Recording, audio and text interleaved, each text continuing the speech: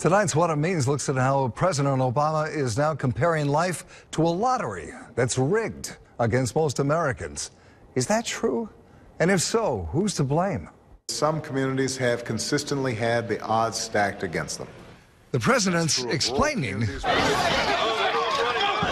the riots that broke out in communities like Ferguson and Baltimore, and he's not just talking about alleged police brutality. The president is also focused on Detroit. So let's consider that community. 50 years ago, Detroit was the wealthiest and most productive city in America and the world. But since 1960, it's been governed entirely by progressives. They promoted ruinous union contracts and pensions. They've expanded dependency on government through food stamps, welfare, and other government programs. On the other hand, we rarely hear calls from progressives to stay in school, stay off drugs, obey the law, and have children only when you have a job and can support them. Instead, President Obama says the deck is stacked against poor people and that higher income people are what the president calls Society's lottery winners.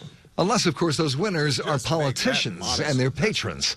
The result is that Detroit fell from success into bankruptcy, with a population more desperately dependent on government than ever. Literally every block, every corner, everywhere you look, just ruins now.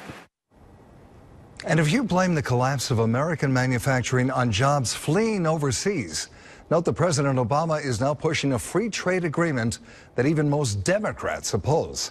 To see more on who's really laying odds against America, go to fox45now.com in the top blog section and then sound off.